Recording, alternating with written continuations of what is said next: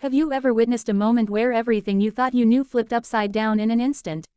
Well, stay with me until the end because this story will leave you stunned. And before we dive in, don't forget to hit that like button and subscribe to Threads of Kindness, because stories like this one prove how truth can shatter lies in the most powerful ways. The night was quiet in a small southern town when Monica Carter, a graceful black woman in her late 30s, was driving home from a late dinner with friends. She wore a simple navy dress, her hair pinned back neatly, and her calm demeanor reflected the discipline of someone who had faced far bigger challenges than traffic stops. Yet as the flashing red and blue lights lit up her rearview mirror, Monica already knew what was about to happen. It wasn't the first time she had been profiled. Two white officers, Officer Reynolds and Officer Clark, approached her vehicle with the heavy steps of men who believed they already had authority on their side. "License and registration," Reynolds barked, shining his flashlight straight into her eyes. Monica's steady hands passed him the documents, but Clark circled the car, tapping the trunk like he was checking for hidden guilt. "Where you coming from this late?" Reynolds asked, his tone sharp, like an accusation instead of a question. "Dinner with friends," Monica replied evenly, her voice calm, her eyes unflinching. But the officers weren't interested in answers, they were building a case.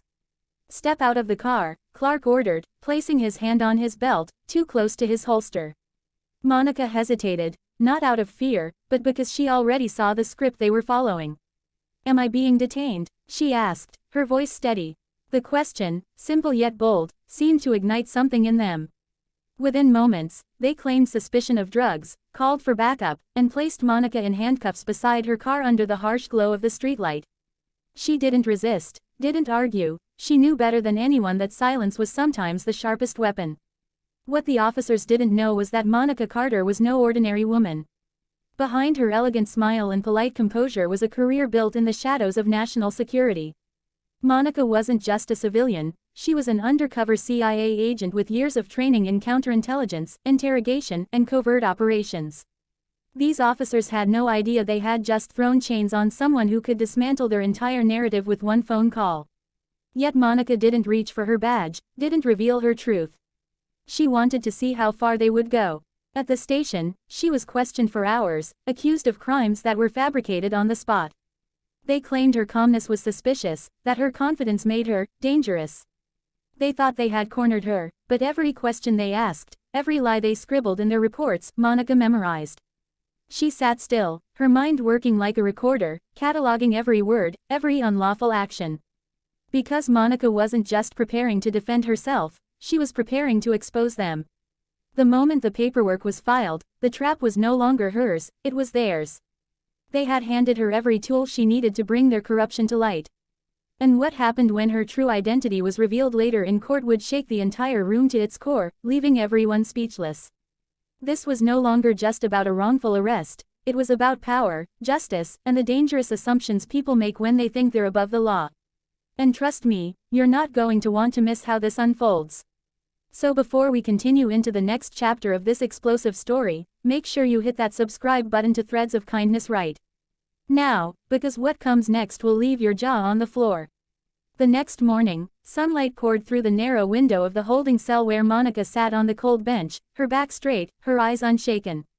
The officers who had dragged her in the night before strutted around the precinct, their voices carrying smug pride as if they had achieved something heroic. Reynolds bragged about how he finally caught one of them, while Clark mocked Monica's silence, claiming it was proof she was guilty. But inside that cell, Monica's mind was far from broken, she was quietly assembling every piece of the puzzle that would soon tear their lies apart. She thought about the years of training at Langley, the endless drills where agents were taught to endure pressure, stay calm under false accusations, and never let enemies see fear. She remembered her instructors saying, "Sometimes the most powerful weapon is not your gun or your badge, it's your silence until the right moment comes." That moment wasn't here yet, but Monica knew it was coming. Later that day, she was escorted into an interrogation room, a windowless square with a buzzing fluorescent light that flickered every few seconds. Reynolds sat across from her, slamming a thick file onto the metal table. Though Monica instantly recognized it as theater, the file was thin, filled with nothing more than blank forms and hastily scribbled lies. Clark leaned against the wall, arms folded, smirking like a predator waiting for weakness. "We know what you were doing last night," Reynolds said, pushing the file toward her. We got word you've been moving with the wrong crowd, dealing in substances that don't belong in this town. Monica raised an eyebrow, her expression one of amused disbelief. She could have ended it right there, flashed her CIA credentials, demanded her immediate release, but no, she let them spin their web tighter. Do you have proof? She asked calmly, her voice low, her eyes piercing.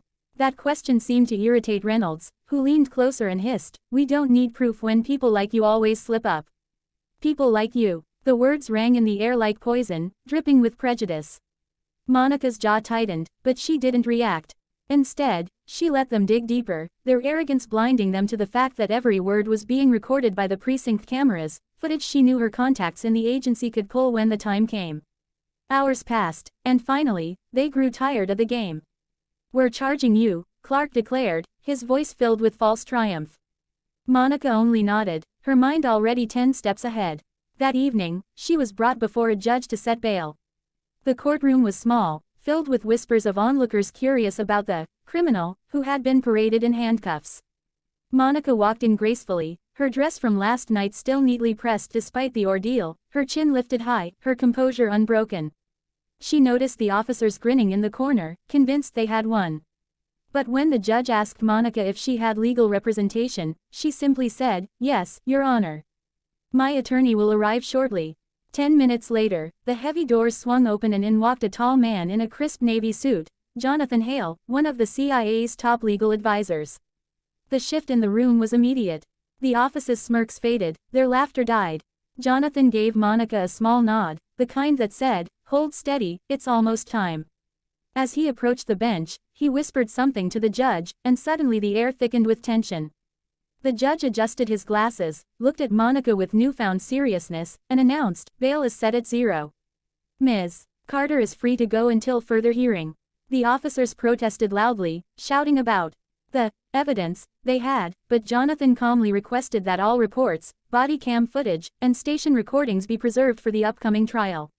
Monica walked out of that courtroom free, her head high, but she knew this was just the beginning. What had happened to her wasn't just personal, it was systemic.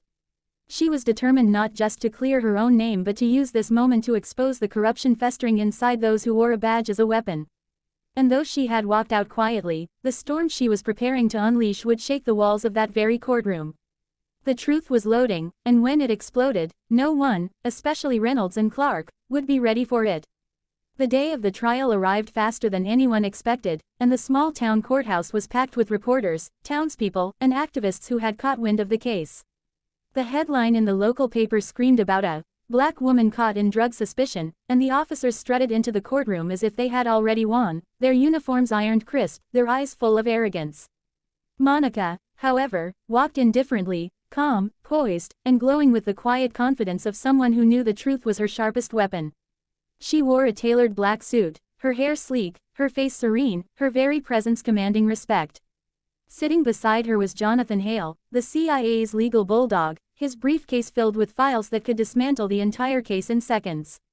The judge called order, the jury settled, and the prosecution opened with venom. Reynolds took the stand, spinning a fabricated story about how Monica had been acting suspicious, how she refused to cooperate, and how they had reasonable grounds to detain her. Clark followed with even more lies, swearing they smelled substances in her car, that she resisted, that she was a danger to the community. The crowd shifted uneasily, some nodded in agreement, others frowned, sensing the prejudice beneath their words.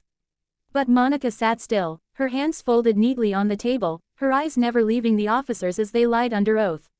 Finally, it was Jonathan's turn. He rose slowly, adjusting his tie, his voice calm but razor-sharp. "Ladies and gentlemen of the jury, today you will hear the difference between a fabricated story and undeniable truth. The defense will show you evidence that these officers not only abused their authority but also violated the constitutional rights of Ms. Carter in ways that will leave you questioning how safe justice truly is in this town." With a signal, he introduced the first piece of evidence, the precinct surveillance footage. The courtroom went silent as the video played on the large screen. The jury leaned forward, the audience froze. The footage showed Monica's calm demeanor, her clear question, "Am I being detained?" and the office's aggressive escalation without cause. It showed Clark's mocking gestures, Reynolds's threats, and the total absence of anything resembling contraband or suspicious behavior. The officers shifted uncomfortably in their seats, their faces pale as their own lies began to unravel in front of everyone. But Jonathan wasn't finished. He played the body cam footage next, where Reynolds's voice was caught saying, "We don't need proof when people like her always slip up." The courtroom gasped, a ripple of outrage spreading through the crowd. The phrase, "people like her," hung in the air like a thundercloud, exposing not just bias but intent. The judge banged his gavel for silence, but the damage was done. The jury's faces hardened, their eyes filled with disbelief and anger at the blatant injustice. Then, Jonathan delivered the final blow. He approached Monica and asked her calmly, "Ms. Carter, could you please state your profession for the record?" For the first time, Monica spoke, her voice steady and clear. "I am a field agent with the Central Intelligence Agency." Gasps erupted across the courtroom, the officer's jaws dropped, and even the judge's pen slipped from his hand. Monica continued, "For over a decade, I have served this country in intelligence operations overseas and domestically, protecting national security. I was profiled, arrested, and accused without evidence, simply because of how I look." What these officers didn't realize was that every move they made was not only unlawful, it was being recorded, and those recordings prove the truth. The silence that followed was deafening. The officers who had once looked so untouchable now sat frozen, their reputations crumbling in real time. The jury glanced at each other, their expressions fierce, as though justice itself had been woken from a long slumber. The judge called for a recess, his face tight with unease, knowing this case had just shifted from a small-town hearing to a national spectacle. Outside the courthouse, the press swarmed, shouting Monica's name, while across the country, news outlets began to broadcast the story of the CIA agent wrongfully arrested. The courtroom fire had been lit, and the truth was spreading like wildfire. What came next would not only decide Monica's fate but also determine whether corrupt power could survive in the face of undeniable truth. What began as a few small repair jobs slowly grew into something bigger than Daniel ever imagined. Within months, word of his reliability and kindness spread across the neighborhood. People didn't just hire him because he could fix things, they trusted him because he showed up on time, charged fairly, and treated every home like it was his own. Soon, he wasn't just the local handyman, he was becoming the go-to problem solver for families all around town. His weekends were fully booked, and eventually, he had to reduce his hours at the hardware store to keep up with the demand. For the first time since his wife's passing, Daniel could breathe a little easier. There was food in the fridge, Emily's clothes were new instead of secondhand, and the overdue bills that once haunted him were slowly disappearing one by one. But beyond the money, there was something far greater growing inside him, pride. Pride in the life he was building, pride in the father he was becoming, and pride in the example he was setting for his daughter. Emily noticed it too. She no longer asked why her dad was always tired. Instead, she boasted to her friends at school, "My daddy has his own business." That one sentence was enough to make Daniel's heart swell with joy.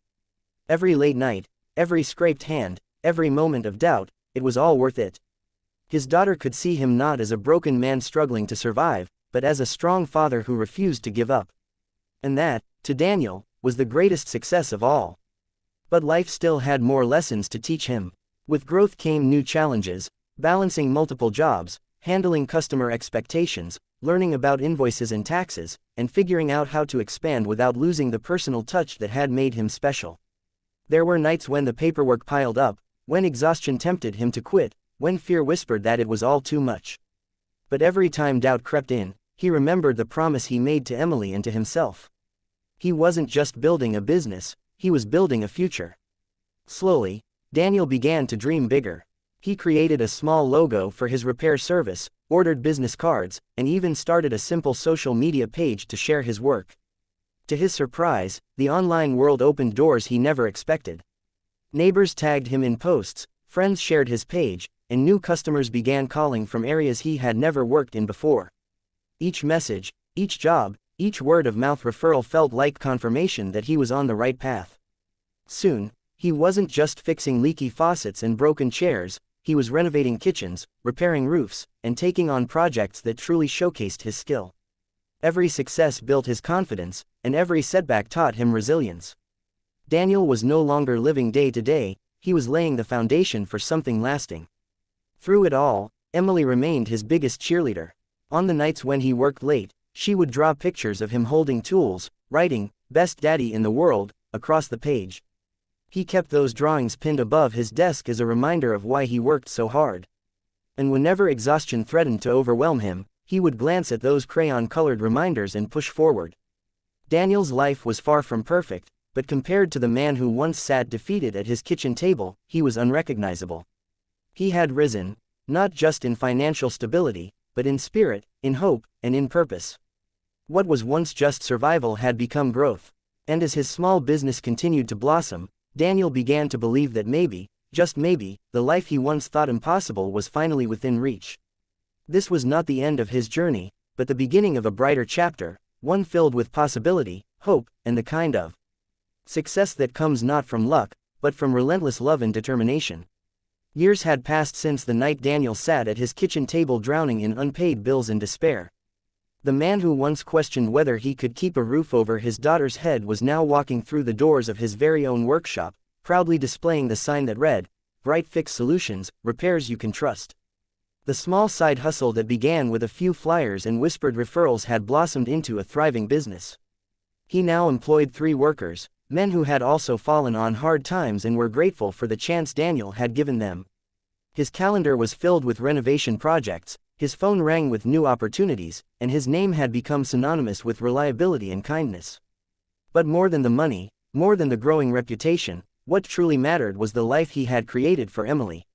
She was now a bright, confident young girl, her smile radiant and her laughter echoing through a home no longer shadowed by fear.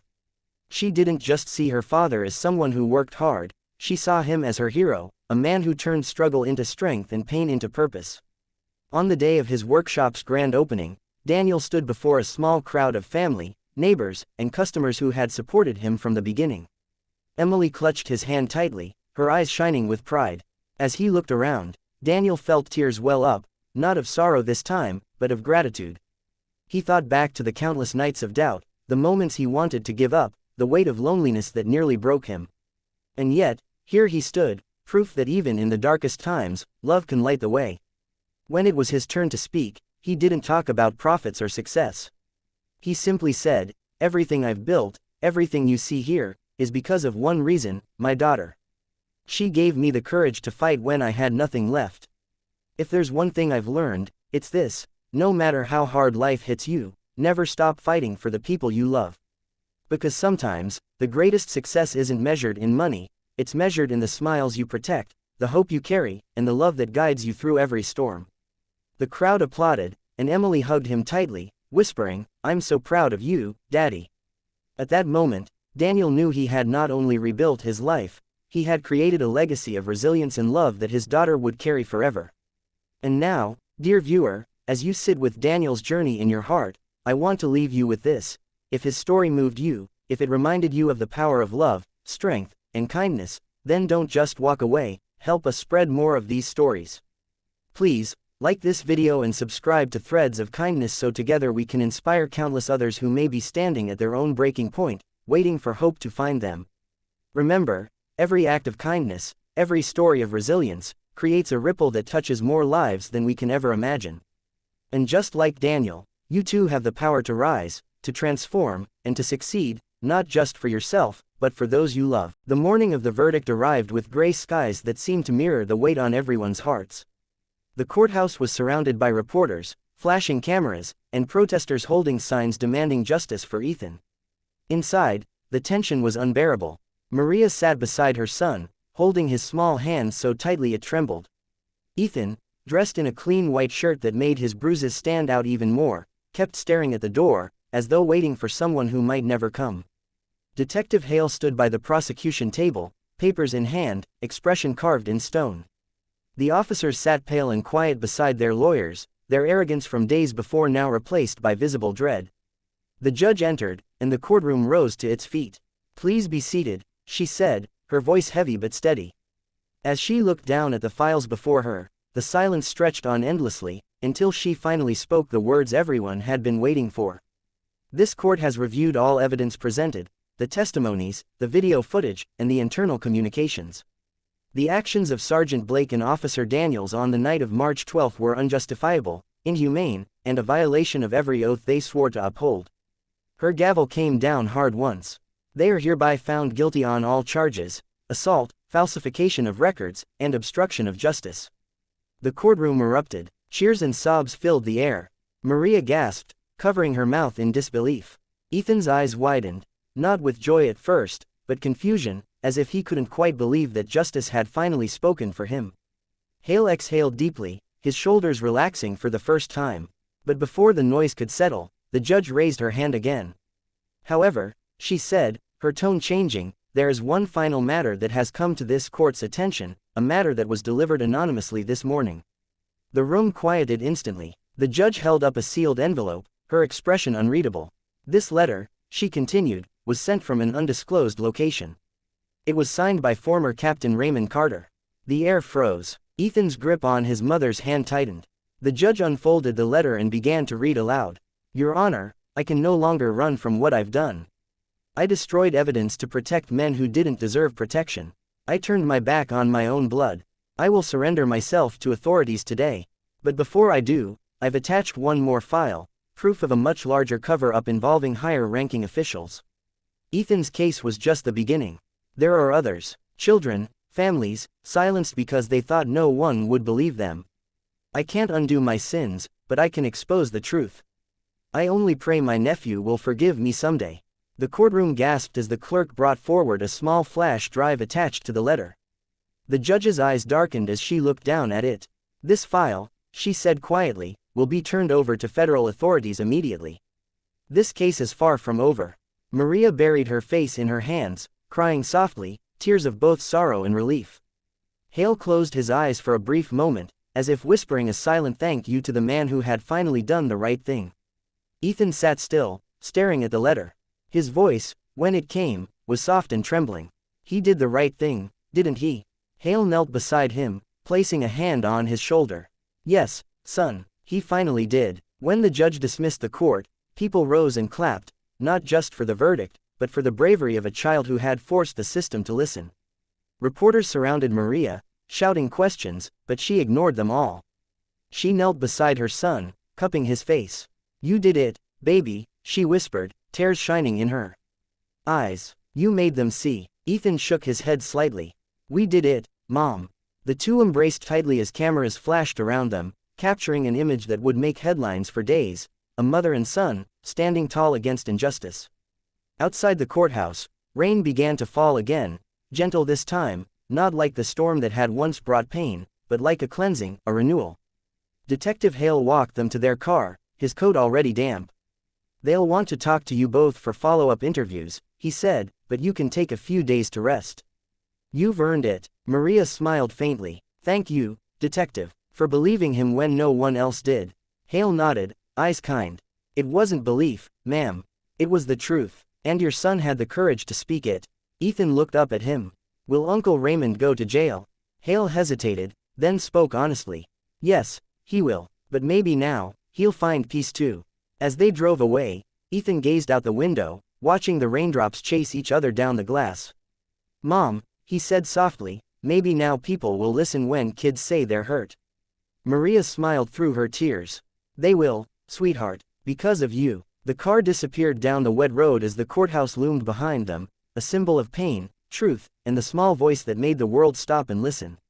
And for everyone watching right now, if this story touched your heart, please like this video and subscribe to Kindness Tales Live. Because stories like Ethan's remind us that even the smallest voices can shake the walls of power, and that courage, no matter how young, can change the world.